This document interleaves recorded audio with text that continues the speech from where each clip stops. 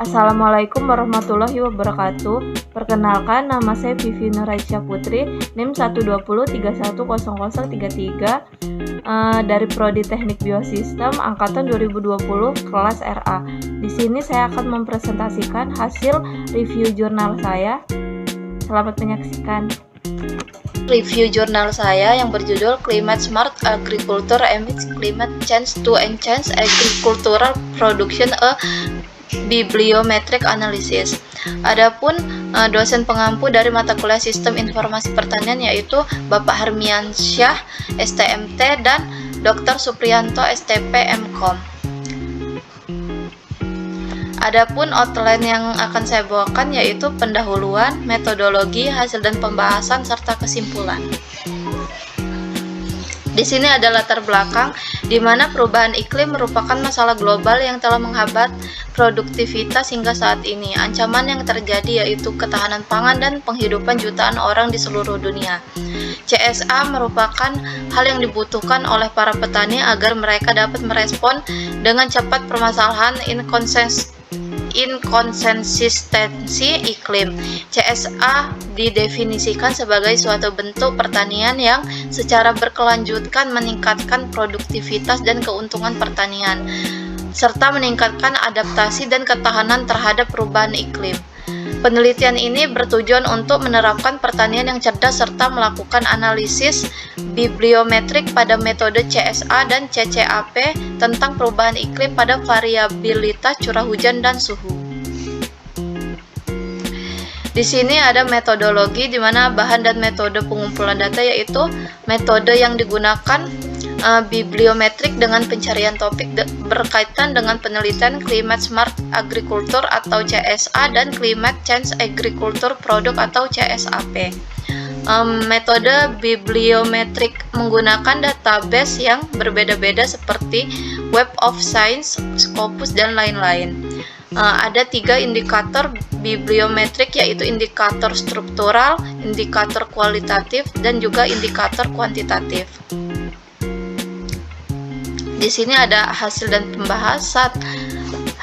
pembahasan di mana detail bibliometrik dasar CSA atau CCAP yang diperoleh dengan menggunakan aplikasi RStudio ditunjukkan pada periode survei 2009 sampai dengan 2022.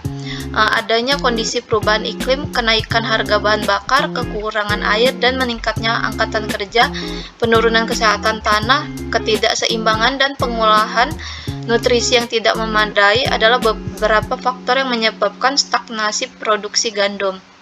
Berikut ini merupakan gambar dari produksi ilmiah tahunan publikasi dari metode CSA dan CCAP yang diindeks di Scopus dari tahun 2009 hingga tahun 2022 dengan rata-rata total kutipan dari makalah yang diterbitan sekitar beberapa tahun.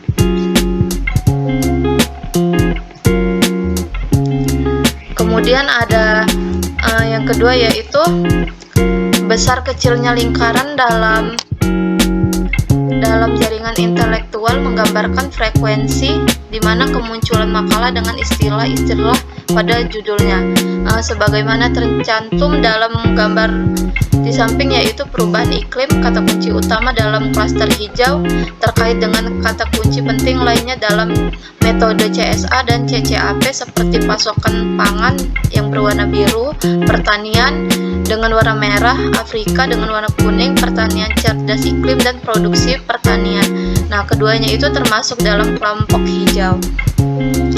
Berikut ini merupakan gambar yang ditunjukkan tentang visualisasi densitas dan jaringan kemunculan bersama pada penulis dalam periode 2009 hingga 2022. Kemudian di sini ada peta tematik yaitu digunakan untuk menjelaskan evolusi tema dan hubungannya di bidang penelitian dengan metode CSA dan CCAP.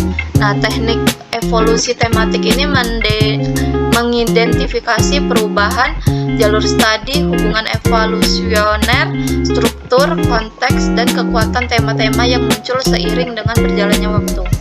Nah, metode ini juga memainkan peran penting dalam menggambarkan derajat dan arah perkembangan lapangan serta memperkirakan tren lapangan. Gambar berikut merupakan evolusi tematik berdasarkan kemunculan kata dalam kurun waktu dari tahun 2009 hingga tahun 2022. Yang terakhir ada kesimpulan di mana masalah lingkungan dan manusia terbesar saat ini yaitu perubahan iklim. Nah, negara-negara berkembang dan benua Afrika diperkirakan paling menderita akibat permasalahan ini. Dampak buruk dari perubahan iklim terhadap hasil pertanian dan ketahanan pangan di Afrika ini di daerah sub-Sahara telah menjadi subjek banyak penelitian karena sistem pertanian di wilayah ini didominasi oleh tada hujan. Produktivitas pertanian di Afrika sub-Sahara sangat rentan terhadap perubahan iklim, di mana penghidupan masyarakat rentan akan semakin buruk akibat kerugian yang dialami sektor pertanian akibat perubahan iklim, yang pada akhirnya akan berdampak pada penurunan produk domestik bruto dan pendapatan. Sekian presentasi dari saya. Kurang lebihnya mohon maaf, saya akhiri. Wassalamualaikum warahmatullahi wabarakatuh.